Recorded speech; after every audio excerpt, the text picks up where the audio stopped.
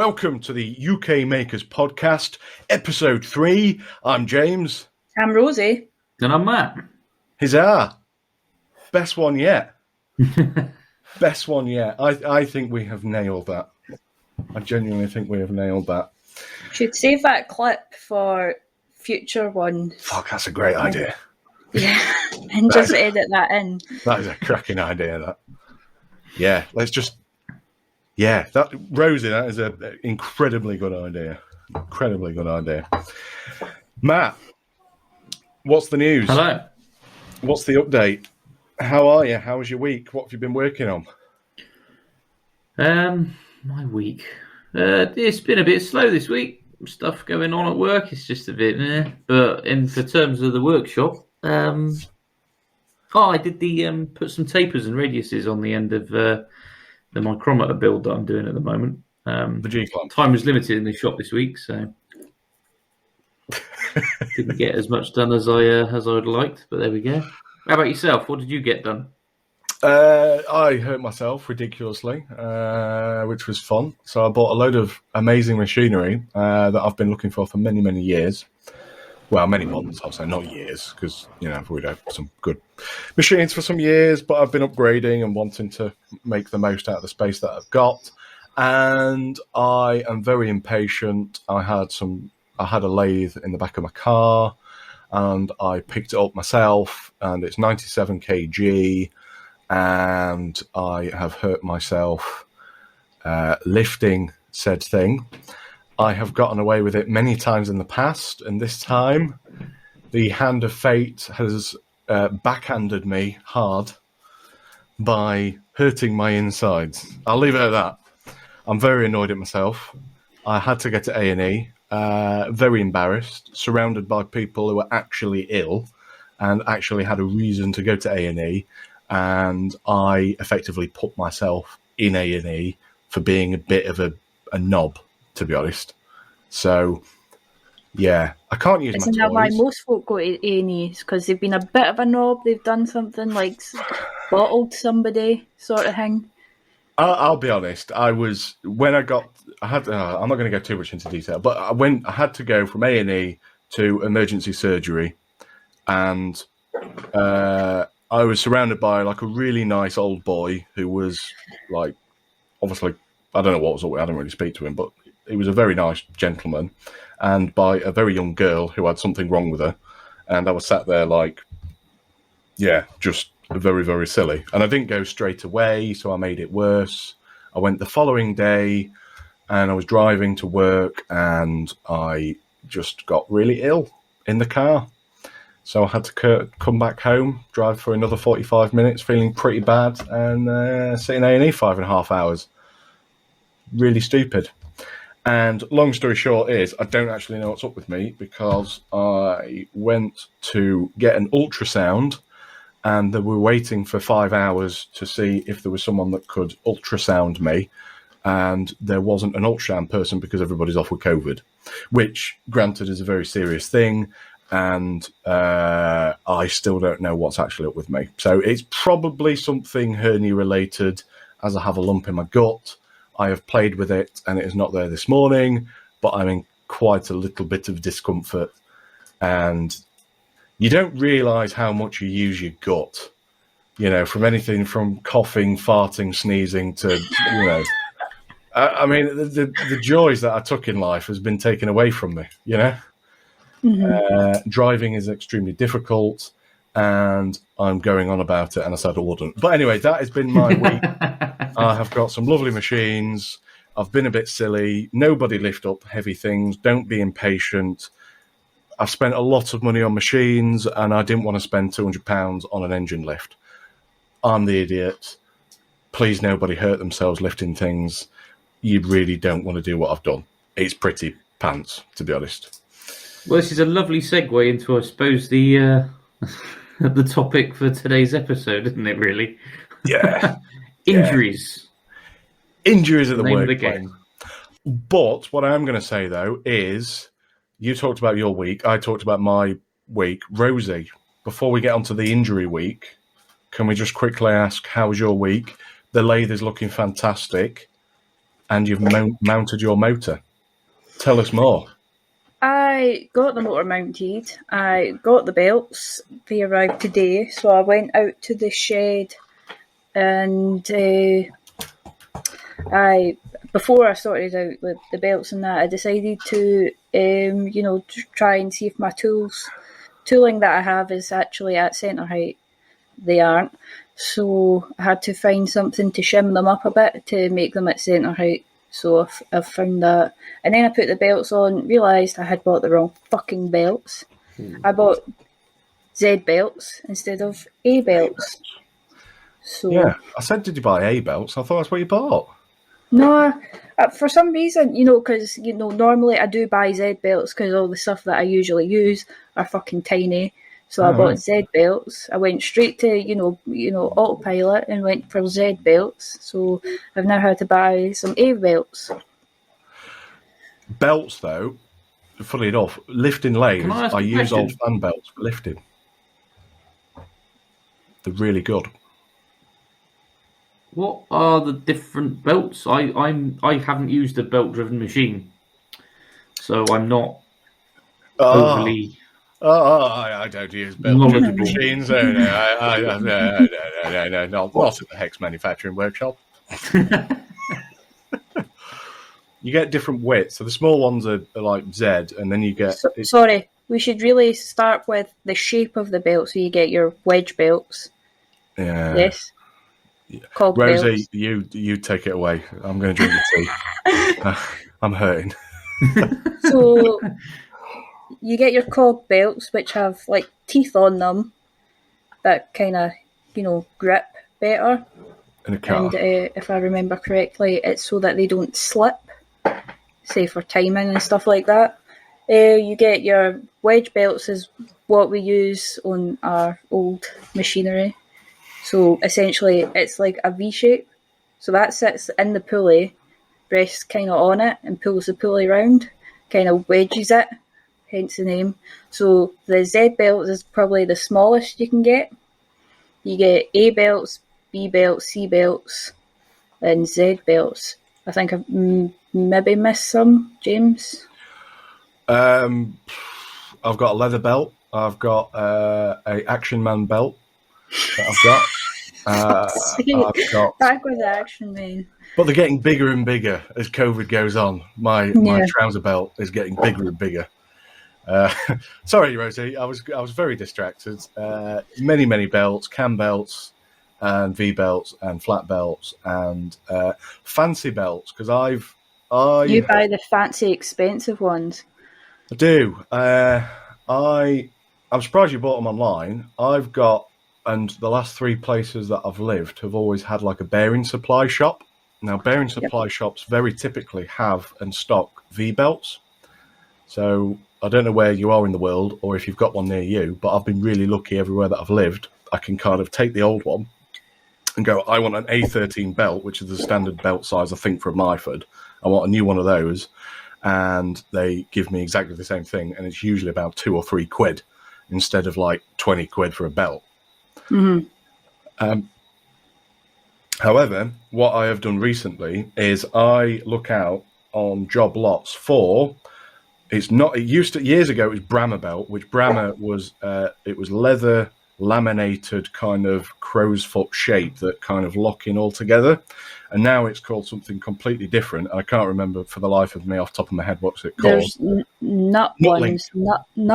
Nutlink, thank you, that's the one. So it was Brammer and Nutlink bought them out.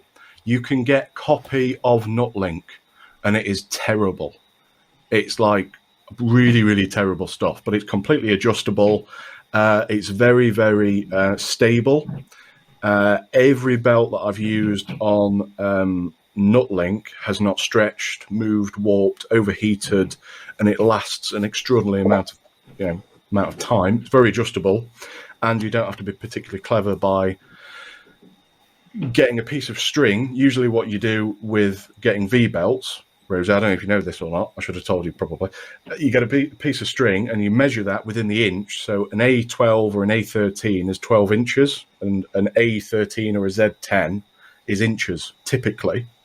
But what you do if you measure it's 9 inches length for the belt. You add an inch on to make it an A10 belt. I didn't know that, but that's how I've worked out what kind of sizes I've needed for the belts. So I bought several belts roughly about the same size, so that if I was my calculations were wrong, sort of thing. There was room for error, and so I've used that A number to kind of order the other ones that I need. Nice. So in the A instead of the Z. Yeah, it probably worked though for a little bit, but it's not particularly healthy for it.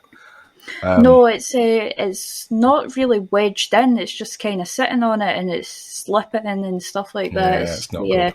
It's not good. But instead of like returning the belts, I'm just going to keep them just because they cost me like £2 or £3 each. So not As that I say, hard. they're really good for lifting heavy stuff because you can use them as handles. Yeah. And they're really amazingly strong. That's a part. If you've got random belts, that's the only kind of thing I can think of that are actually good for. Because you Apart can't from short. what they're meant to be used for. Yeah, exactly. Yeah, just for lifting stuff. That's about it. Don't talk to me about lifting. That's done. I was going to say, I wouldn't start saying, "Oh, I condone using this stuff for lifting." Yeah, no, it's a little bit silly. It's a little bit silly. So let's tally on round to injuries. I've talked one of my war wounds. Unfortunately, there is a few more that I have in the up my sleeve. Let's start with Matt. Yeah, I know Matt's got a good one. I think this should be an honest seminar of stupidity.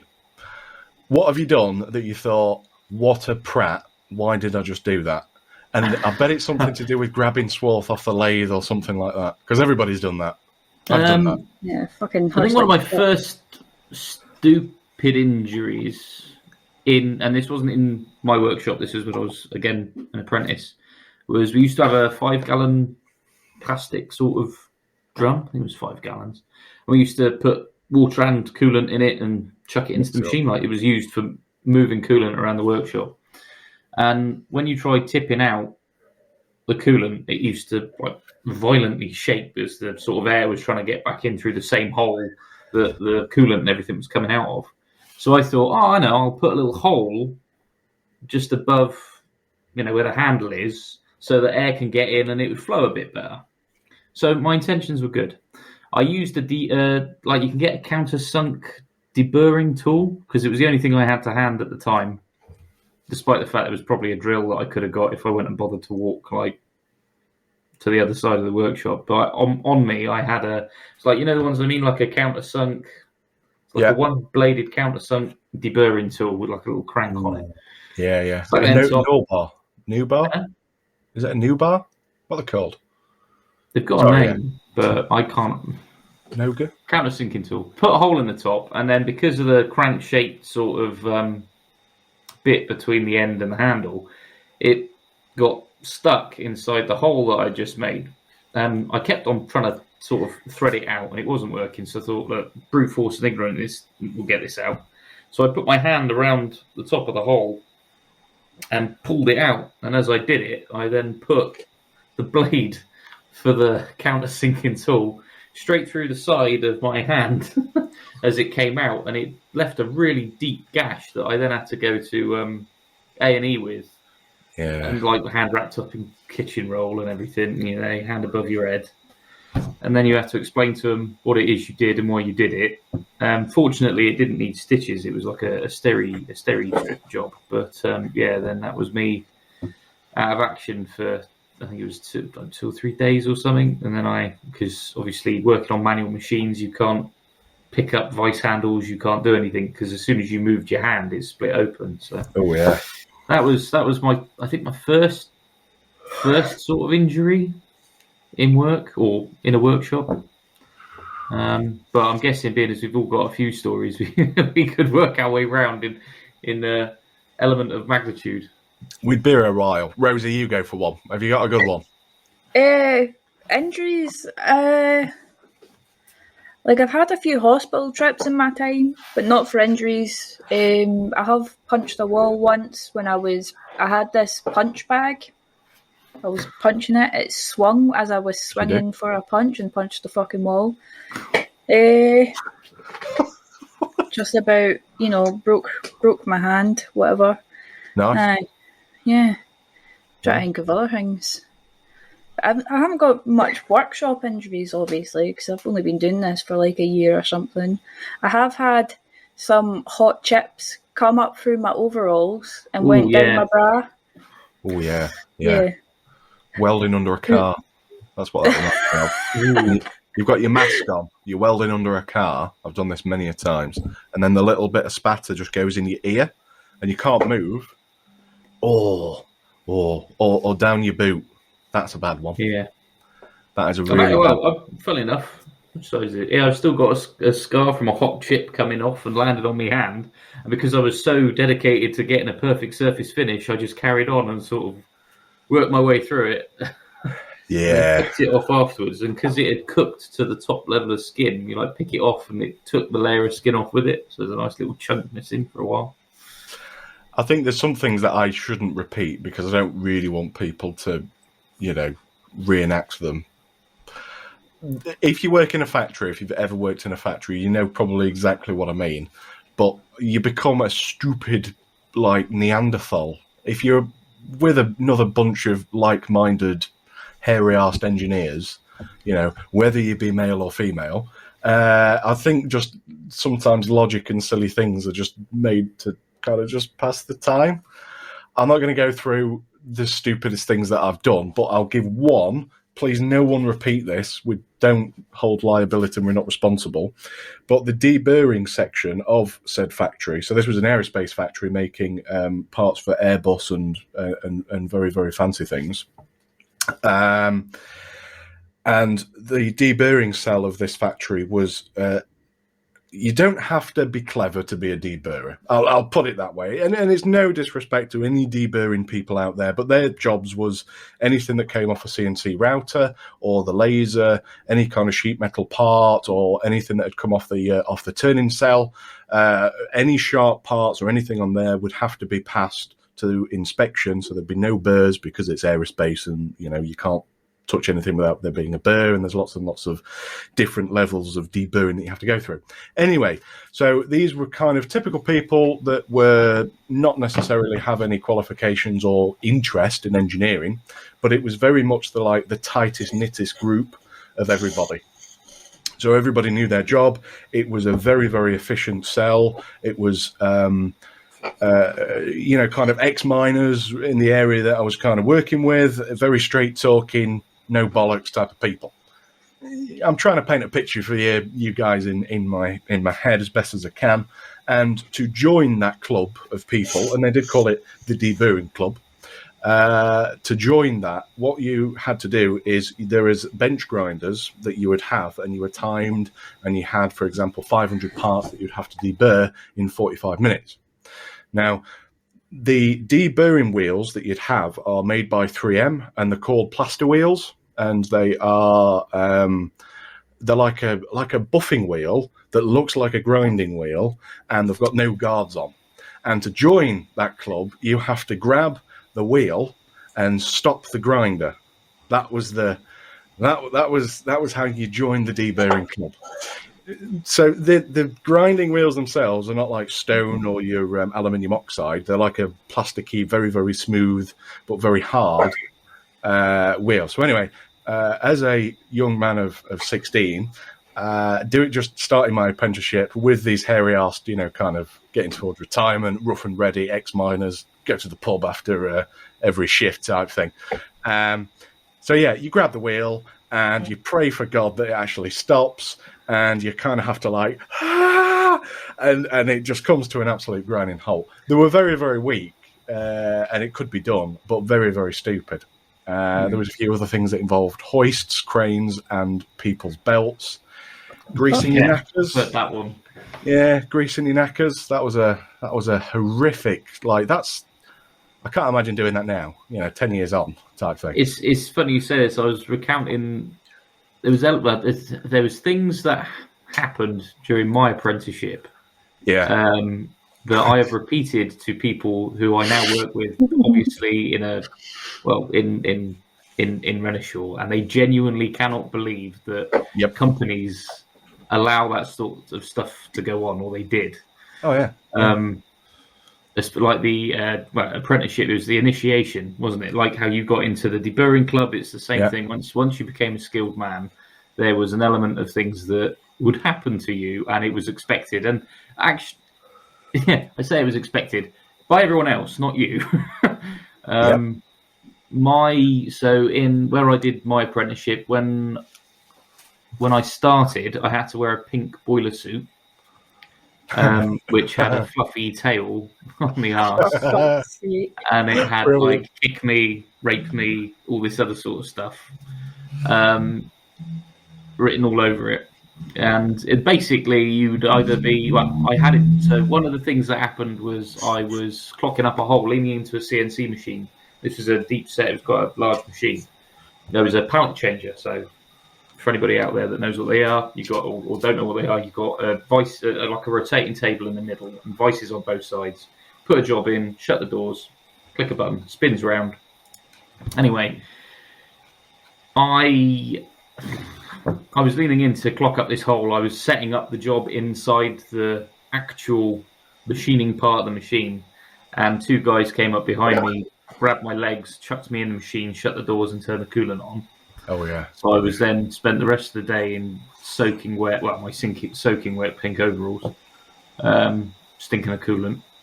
The other one was there was a huge swarf bin, and it was like you had to have a set of ladders to get on top of it, and there were like two doors on the top that used to open up, and the swarf bin, as obviously you fill it with razor sharp bits of swarf.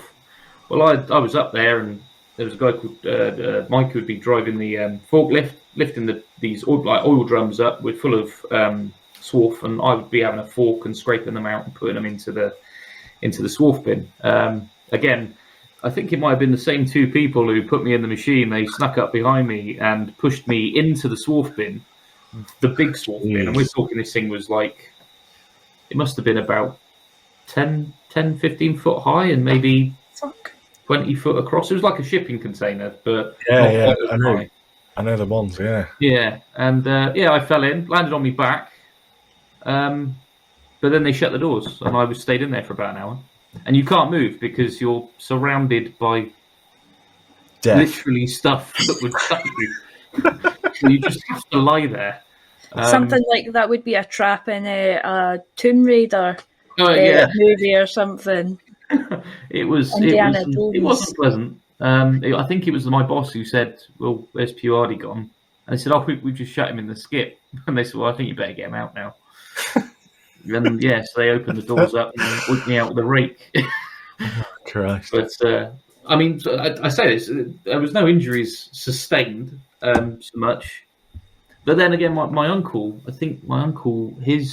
people where he did his apprenticeship, which I can't remember off the top of my head now, but it was aeronautical, aerospace industry.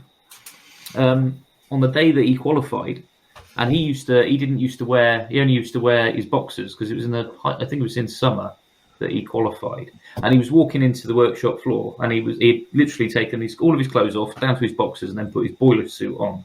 Oh. And he walked onto the workshop, and a couple of guys jumped in. They unbuttoned the boiler suit, bent it back round so that it then bound his legs down to his feet. Jesus. They then basically tied it up, pulled his boxers down, painted his balls in I think it was the Tornado nose cone paint. Nice, yeah. And then put him on the crane and oiked him up and left him up there for a few hours. Fuck's sake. But then, as I say, you go and you get apprentices and graduates that come through Renishaw, and you tell them these stories like, nah, that didn't happen. It's like gospel truth. This was, and it was expected. There was an element of once you'd finished being an apprentice and you became a skilled man, your initiation to being onto the shop floor was this massive deal. It's like I've got a lot to look forward to then. I think when you're 16, you're very malleable, or whatever the right word is. Very kind of you want to do your best, don't you? I remember starting work, and you think, I want to be the best guy in this place, you know. And then you work for about 6 months, and you start to age, inside, and then you just become, oh God, I hate my life. I want to go back to school. Make it stop. But yeah, you do as you're told, don't you? I mean, well, I do. Yeah. Well, you do as you're told, and then you're also, when people go, well, when you're told it's the norm, or that it's going to happen, then you just sort of go, you become, as you say, you're malleable. You're just very accepting. You're just, okay then. Yeah, that's Jeff down the road must have done it. It's fine. Jeff's done it. So I want to talk very quickly, because this is kind of always a subject. And one story that I have got, there was 4 apprentices that were taken on at the same time as me, and one lad, no idea how he got the job. It was an absolute peanut. There's always one out of every group. He's a peanut. He's no longer in the industry, and you look at a bloke and you think, "Have you got here?" He's went through the wrong door, hasn't he? Type thing. So this guy, you'd get him with everything. You go to the stalls, ask for a glass hammer, left-handed screwdriver, tartan paint, all the olds but goldies. The oldies but goldies, all that type of thing. Now, one case in our factory at the time, there was a lady who used to work in part marking. So any component that was manufactured in-house, you would have to have each part, everything that goes onto a plane, is part marked. So it would have something like your inspection number, the person who's made that part, bent the part, formed the part, machined the part. You'd have your own code, and everything's traceability for execution classes and aerospace, all this type of ITAR approved and all this type of thing. And typically the women, don't take this the wrong way, Rosie, please. The ladies who were in that department were a special breed of bitch. I'm going to put it out there. They were the kind of women who were there if you asked them anything or to do anything and they didn't like you, or you weren't in that kind of club. There was 3 of them, and they were the 3 wicked witches of the West, because they were the west side of the factory, and that's just what we called them. Clicky. Yeah, very, very clicky. Some were called like Patty, and one was called Patty and Selma. After like the sisters. Oh yeah, really, really bad. So anyway, they weren't the nicest people, and the only people that got on really well was like the creepy old boys that were like, "Hello, love, how are you?" And they spend 20 minutes every morning chatting them up type thing. But these were A-rated bitch. So as young people, very excited to be in the job and very kind of energetic and excitable, that was the complete opposite of the 3 witches that kind of were in the other end of the factory. So anyway, one of the other apprentices that we were working with, you'd prank him with everything, and the absolute classic was I'm going to call him Steve. That's not his actual name, but we said to him, Steve, can you please go over and speak to Caroline, that is the name, and ask her if we can borrow her fallopian tube, please. It's a very important part of this job. We need her fallopian tube. It's very important and imperative that we get this within the time scale of this job card. And Steve, who was thick as pudding, went over to Caroline and said, hey up, Caroline, can I borrow your fallopian tube, Doc? And within the end of fallopian tube and the space of him saying Doc, there was a mug of hot tea, just, a wave of hot tea just emulsified his face. Oh. And there was the union got involved. It was very messy. The union's involved. The factory shut down. Fallopian tube was mentioned, and there was hot tea everywhere. That was a classic. Dear. That was a classic. But yeah, thick as pudding. Never lived it down. He was named as Theo for a long time after that. Yeah, fallopian. I don't know more. But yeah, that was a classic. I'll take that to the grave with me, that one, I think. That's a good one. But yeah. Matt, what about you? Apprenticeship stories, pranks? I think the first prank I was had pulled on me was I was told to go and get. So by the guy who taught me how to do turn-in, Paul Washbrook, he told me to go and see a guy called Stuart Matheson. And he said, "Can you go and ask Stuart for a refractometer and a long weight?" Oh, yeah. Now, me thinking, because I'd listened to the song by Kevin Bloody Wilson about being in The Apprentice and only having fun. Don't know if you guys have heard that, but haven't. Well worth a listen. Right. And I thought, clearly the refractometer doesn't exist. I'm going to look like a right muppet. So I went up to Stuart and I asked for a long wait. I then promptly stayed there for 45 minutes because he just walked off. But that was one prank that was pulled on me. I mean, as I say, the others were a lot more of the physical nature, getting chucked in machines and swarf bins. Yeah. I've always been. I personally, from having gone through that, when I've had apprentices of my own, I've tried to keep it. When people go, go on, it's time you know he's going to qualify or whatever. I keep it much within the sort of, as you say, glass hammer or left-handed screwdriver sort of. HR approved. Yeah, because the thing is, having been left in a swarf bin for about an hour, looking up at the underside of a door that you never know is going to open, you end up seriously contemplating, would I really put anybody else through this? Yeah, texting you will to your mum. Yeah, and you can off it my was just PlayStation like, and drink. Yes. Yeah, and so I've always tried to keep it clean, but there are obviously where other people within workshops that don't, which does result in hilarity, but sometimes they're a little bit too dangerous. But as for swinging it back around for injuries, and I had mentioned this to a few of my colleagues today regarding the fact that we were going to be doing a podcast on injuries. The one that happened more recently whilst I was working for Renishaw, and I was working from home at the time because of the whole COVID thing.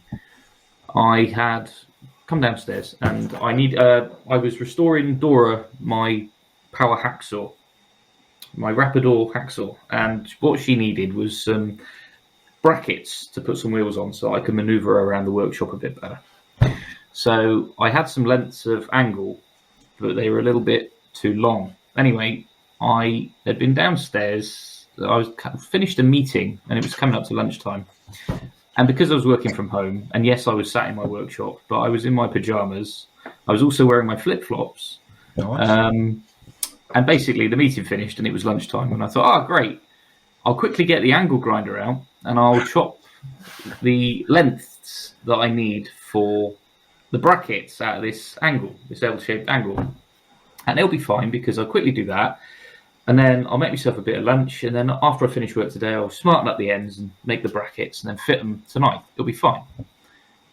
Instead, what happened was I believe the angle was hot rolled. And so there was tension in the steel. So I was cutting it with the angle grinder, yes, wearing my pajamas, and yes, wearing flip-flops. And I was knelt down on the floor, and the angle grinder... You are? I'm a croc man. I admit it. I love rocking out with my croc out. That's all I'm going to say. I was advised that maybe if I had worn Crocs, this wouldn't have happened. But basically, I cut through, or I nearly cut through the steel. And where I've been cutting through, sort of like the apex of the angle, instead of the steel dropping and falling away, it actually bent up, pinched the blade, launched the angle grinder towards me. I lost my grip on the main body of it, but I still had hold of the handle. It then dropped into the concrete floor, shattered the blade, and then carried on running towards me. It then basically caught in my pajamas and then ran up the inside of my leg. And I took 3 great big gouges right where the ball of my ankle is. Oh, was. I remember this. Yeah, I was actually looking through our media and photos on Facebook Messenger, looking for a specific picture that I know I sent you, and they were there. I seen those pictures, and I thought he's Yeah. definitely going to have to speak about that one on this podcast. They were quite deep lacerations, but safety point. If it hadn't been for my cotton pajamas, it could have been a lot worse because the cotton basically bound up the motor of the angle grinder. Yeah. But yes, that was again similar to you, a bit of an embarrassing trip to A&E with basically one leg of my pajamas cut off and sort of just sitting there Bless you. waiting Like a to be pirate. asked to explain what was going on and what had happened. But Speaking of the advice of the Crocs, was it not me that informed you that if you were wearing Crocs? it Yes. was you. Because Yes. if I had the Crocs on, it wouldn't have gone up my leg. Exactly. But yeah. Is it bad? I didn't really know how uncool Crocs were until about 6 years of me wearing them. And this is At really, that point, you'd already invested in the Croc. That was it. I don't get how they're so uncool. They're if people actually bought a pair, puts them on, they'd realise they're the comfiest shit you'll ever put on your feet. Ever. So the reason I thought, right, many years ago, I was in the Sea Cadets, aspiring to be join the Navy. Many years ago, and part of Sea Cadet, Sea Scouts, whatever, is sailing, and it was a pastime I thoroughly enjoyed, and keep thinking every year. This year, I'm going to buy a boat. I'm going to call it a ship called Dignity, and I'm going to sail around, and it's going to be great. Yeah. So when I was sailing, everybody was wearing like these weird kind of cool plasticky looking shoes that I thought was proper, genuine kind of sailor kit, sailor uniform. And there were these things called Crocs. I bought them, had them for years, used them just for sailing, and I had no idea. And then I remember going to like some barbecue party, and someone's dad was wearing Crocs, and I went, "Oh, cool! You're into sailing, yeah? What kind of boat have you got?" And I've got a laser, and what boat have you got? And he was looking at me like, "What the fuck are you on about, pal?" What are you on about? Well, you got Crocs on. Yeah, doesn't mean I'm a sailor, doesn't it? It was one of them, like, really. I'm like, my whole life, I felt like I'd been lied to, and I was wearing like my Crocs, And I would be walking like through a town centre, and there'd be like some, yobbo with some Crocs on, or some like 80-year-old with some Crocs on. I was like, wow, that guy was a sailor. Wow, I bet he's got some story. And I did oh my God, look at that guy. He's got proper sailing shoes on. And you'd look at him and you'd be like, nodding in the distance, like you both knew. But it turns out it was like a bit of a Croc club, a cock in a croc type thing. So, I had no idea. It was at least 4 years. I was wearing these bloody Crocs. Have you ever done anything like that, Matt? You have or use a product and you think it was a part of something completely different to what you actually thought. So Matt has just disappeared for those who can only hear us. I was wearing Crocs and I thought they were like proper sailing shoes. I just assumed they were sailing shoes. So whenever I saw anyone in like a town centre, I'd be saying, "Oh, you into sailing then?" But no. And they always come back like, "No, mate, no, just like them." Well, I know they're favoured by NHS staff a lot of the time, aren't they? Because they're so comfy. And Well, I would like to get a set. I mean, I don't care about the whole coolness thing. No, if it's comfortable and serves a purpose, then that's great. And if you want to go sailing, Matt, and you do have a pair, ideal. That's all I'm saying. Ideal. Duly noted. The first time I came across Crocs was when I was in Florida on holiday, and because for some reason flip-flops weren't good enough for my mum, so we went to like Kmart or Walmart or something. She was like, "Oh, should get them for walking by the pool and all that." I was like, Yeah, sure. They were like $7 or something like that, if I remember correctly. But yeah, that was my first pair of Crocs that I got from Walmart for walking around a pool. What I want to know is whoever designed them and, you know, presented them to whoever's going to be funding the project and looked at them, because I look at them now and I think they are absolutely horrific.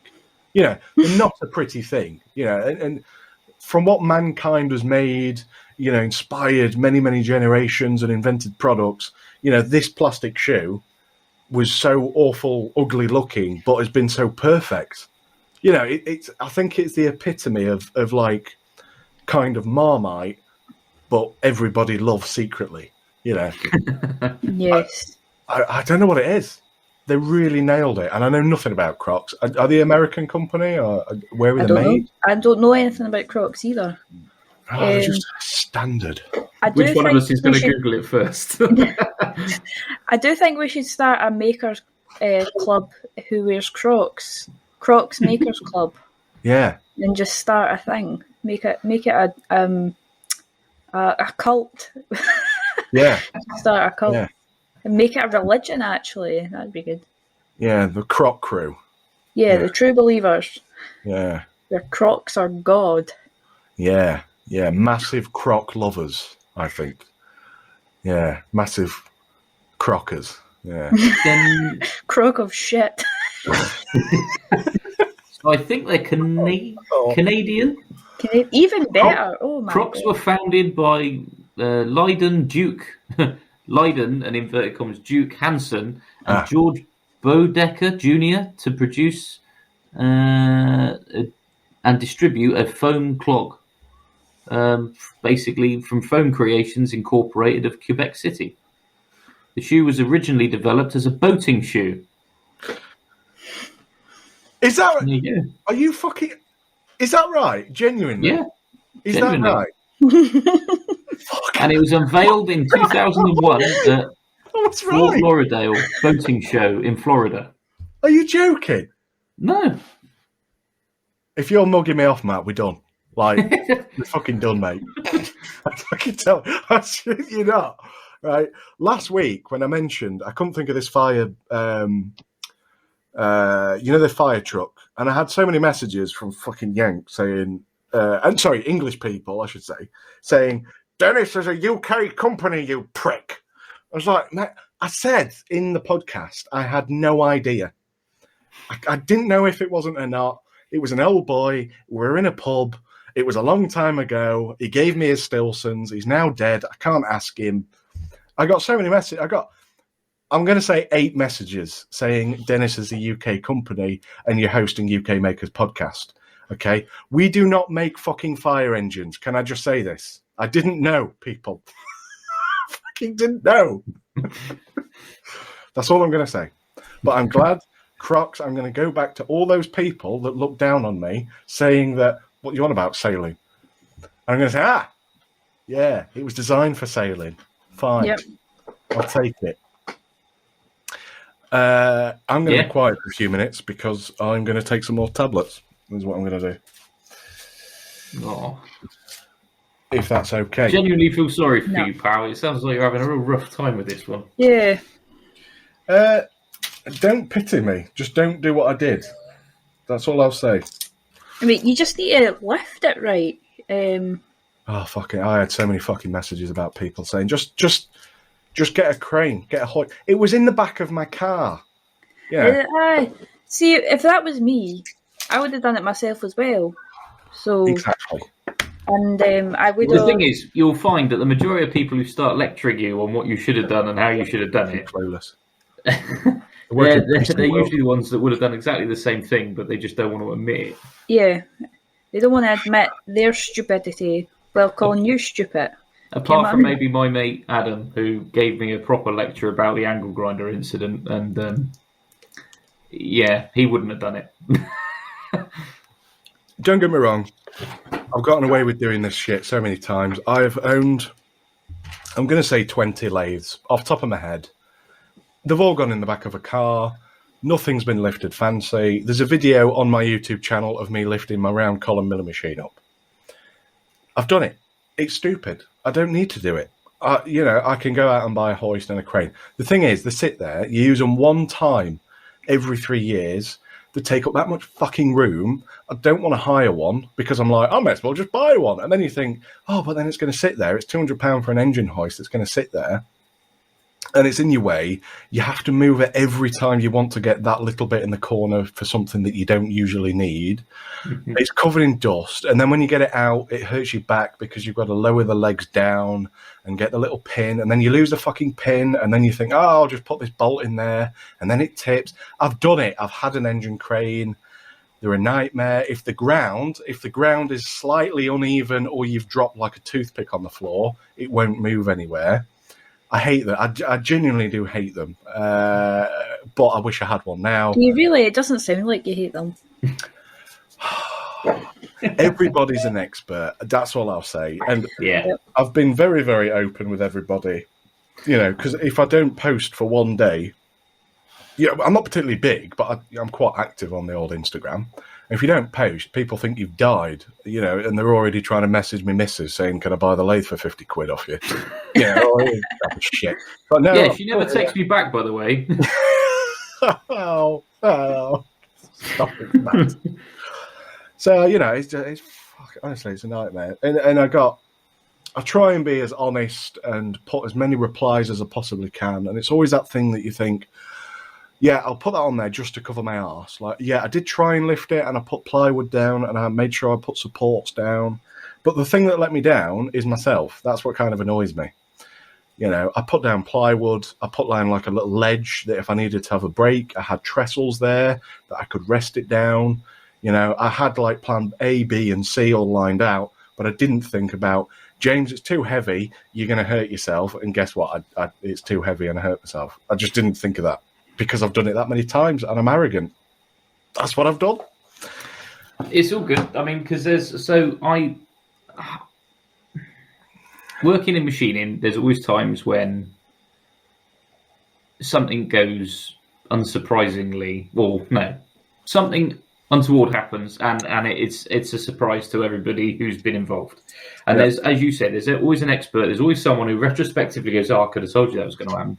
And that really grinds my gears because, yes, you could have done.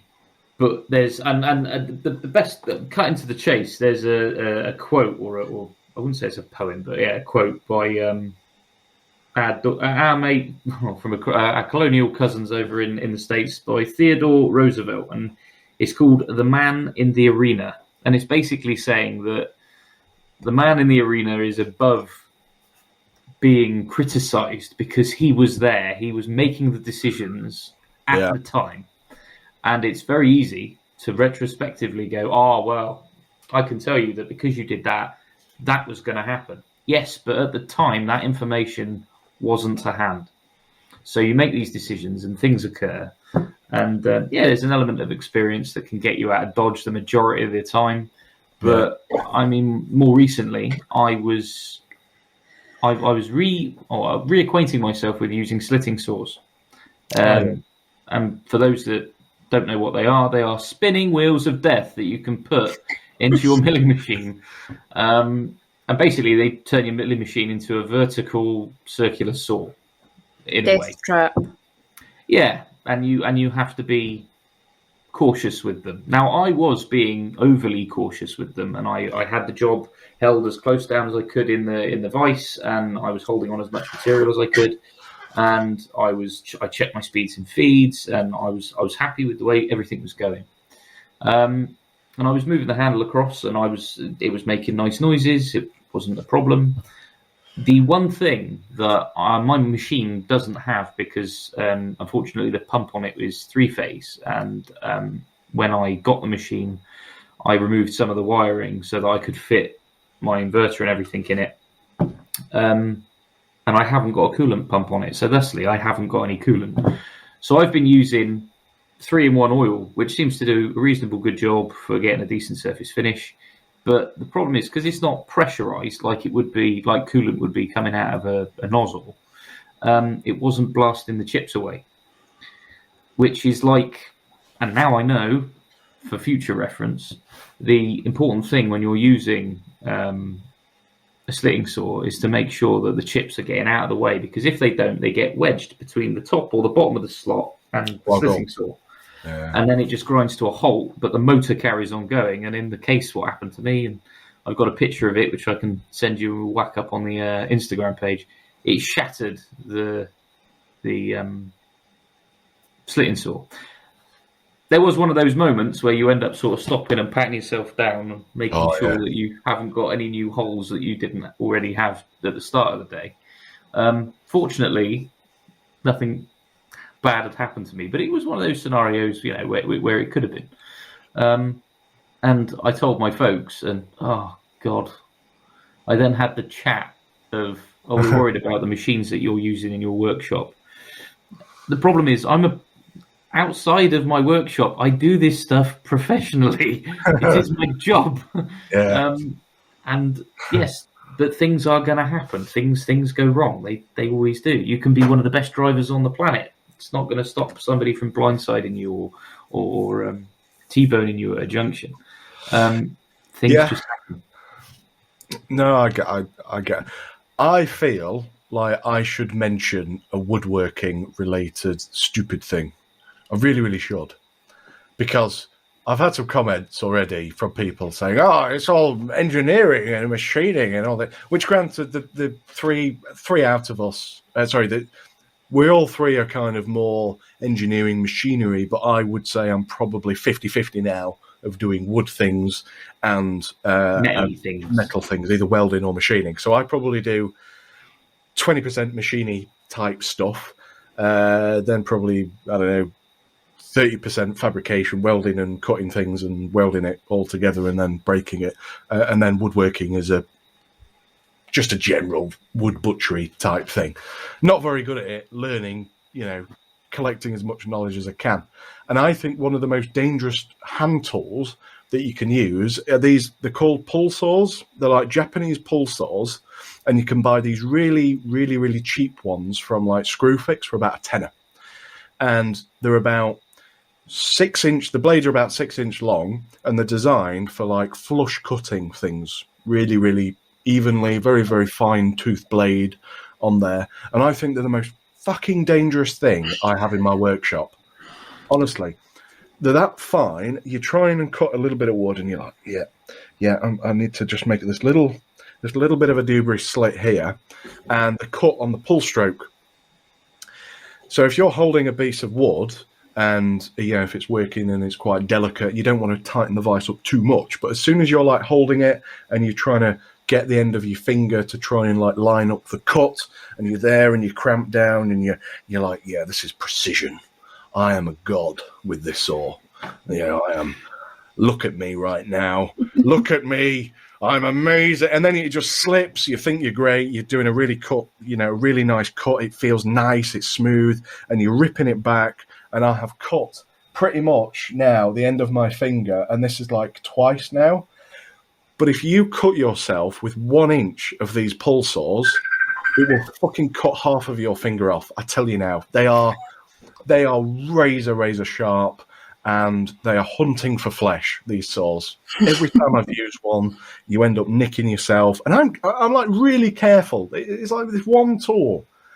I've got table saws, I've got band saws that will cut me in half in a second. But this one fucking saw from like 11 quid, and I binned it now. Fucking binned it. I just had this image of you binning it and like, just pinging it straight across the workshop into the bin. Yeah. Yeah, and it bounces back and stabs me. It just bounces off the floor. Like, oh God! It's funny you say this. I was actually thinking about buying one because I've only heard good things about. Like I've heard is it Japanese pull saws? And like I thought, they sound like they do good stuff. I have been in your shoes, Matt, as well. I thought about buying a pull saw because, to make some stuff in my workshop, like my workbench and stuff like that, I could do with some more precision saws. Since, I'm not like a woodworker or anything like that, and saws piss me off so much. Thin. Because they're cut on the pull, they don't have to be supported. So a tenon saw has got like a spine on the top.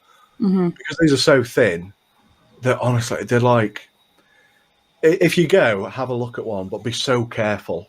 But what I think we should do, if you're listening to this podcast, leave a comment on YouTube or on the Instagram page. We want to hear your stories. We want to share our pain with you, and we want to hear your pain to make us feel better. Leave a comment. We want to hear war stories. Yeah, and there's not going to be any judgment. We're not going to judge you if you've done something stupid. I want to hear pain, not death. We don't support death. We support stupidity, in a way, but don't do stupid things. People in your workshops, you're better than that. You know, you're better than that. Rosie, don't do one of those moments where you're just going to say, "I'm just going to pick this." What would James do? Exactly. Don't ever do that. Whatever you think, do exactly the opposite. I would like to say I'm extremely careful. You know, I've got fire extinguishers, 3 points of everywhere in the workshop. I'm so paranoid. I've got like a steel bin with a lid on. You know, I don't grind any aluminium now. I've decided not to work with aluminium in my workshop now, just because it will explode and die. I clean my lathe every time. If I'm welding, any petrol can goes outside, and I am really, really cautious, but woodworking... I feel terrible now because I'm nowhere near that cautious. You know? Oh, God. No. Mind you, I mean, I haven't got anything like welding or anything like that, but, and of course, was it specifically grinding aluminium, you were saying, or just using aluminium? I just avoid aluminium now. Just things like I would use it for, you know, like little fixtures or little plates. I don't like the idea of dust building up because I've gone into aerospace. Mm-hmm. If you work with aluminium in a grinding room or deburring or fettling or welding, you're like the other end of the factory because they're that fucking scared. Titanium, aluminium in like deburring machines and grind masters and lasers and routers, everything like this, they're like completely separated apart. And for me, that was a really, really good thing. I feel like having that apprenticeship type knowledge and stupid things and hearing horror stories. What's, just for the benefit of people who might not know, which might be me included, what's so bad about aluminium then? Is it combustible? I mean, everything's combustible as a dust, but what I think, I could be wrong here, but aluminium has a content of manganese, magnesium that's in, you know, just part of the build-up of the material, and I think that's the problem with it being an alloy. So when you've got hot sparks, hot steel sparks, and especially titanium sparks within my industry, I think it's that causes the problem. I don't think it. Aluminium, it kind of like reacts with the air, and it, you know, if it gets hot, then it's got a lower melting point, and you know, all this fucking type of thing. I'm not. Yeah, no, my uncle's got a story where they were machining something which had a high magnesium content, and basically it got hot. It was on a normal CNC machine, and it got hot, and I think the coolant ran out actually, and nobody checked, and it caught fire, and basically they shut the plant down, got everybody out, the fire brigade turned up, and they chucked sand on it and just left it. They said, that's it, you just got to wait. Anyway, they go back like 2 days later or whenever, when the fire brigade had said that it was finally safe to go in there, and the whole underside of the CNC machine had been melted away, gone straight through the bed, straight through the lead screws or the ball screws, out through the bottom of the coolant tank, and actually started burning at the concrete floor. Sounds expensive. Wow, yeah. But aerospace sort of contractors, they usually quite well off. Yeah. As I'm now finding out when I'm applying for my apprenticeships. Yeah. Yeah. We're getting close to the hour mark. I think I'd just like to say a very, very quick thank you to everybody who's listened. I'm not going to, you know, beat a dead horse. But genuinely, it's been quite surprising. It's been really, really good. Our mission is to kind of unite and you know, we want to hear more and see more UK-based content. There is a phenomenal amount of people out there that are incredibly skilled. My doorbell has just gone off. Thank you. And we want to hear more. We want to connect with as many people on Instagram. We're going to be doing interviews. We've got a great lineup of people, not necessarily in engineering. I want to do more woodworking things. I want more woodworking people on here, and we want to hear from you. If you've got any questions, if you've got anything that you want to discuss, share your stories. And if you want to be featured in an upcoming episode of the UK Makers podcast, we will leave an email link in the description. Get in touch or leave a comment on our Instagram page. Anything you guys would like to dab in, discuss? What's going to be the next episode kind of main theme topic that we completely go off track of, Matt? Say again, you dropped out for me then, buddy. Next episode, what is going to be the next topical thing that we're going to be looking at? Maybe put a guest on, we don't know, or what's your thoughts? We've already had quite a few people want to get on and be interviewed by us, which is great, as you say. I was thinking next one we could do generally our workspaces, because I know you in particular have got an interesting sort of story in terms of how your workshop finally developed as to how it is now. Yeah, the long and winding road. Rosie, what about you? Anything to add? Any thoughts? Yeah, not really. I think that'll be interesting though, about workspaces, how they evolve, stuff like that, especially me in my living room. We'll start I think somewhere. maybe a future episode on just the progress you're making in with like apprenticeships, hunting around for work in terms of starting an apprenticeship would be a good episode. Yeah. I can maybe by the next recording I might have heard back from one of them that I have applied to and done an assessment with. So maybe I could talk about that. Yeah. Keep us posted. So if you do like what you hear and you want to hear more, an easy way that you can support this new venture that the trio of us are happening is please do thumb us, give us a thumbs up. Please thumb us. Please give us a good thumbing and subscribe to our YouTube channel. Leave a comment. Any feedback would be fantastic. So with that, I will round up this episode. Thank you so much for listening. It's been grand. We have been James, Rosie, and Matt for the UK Makers podcast. We'll see you in the next one. Thank you.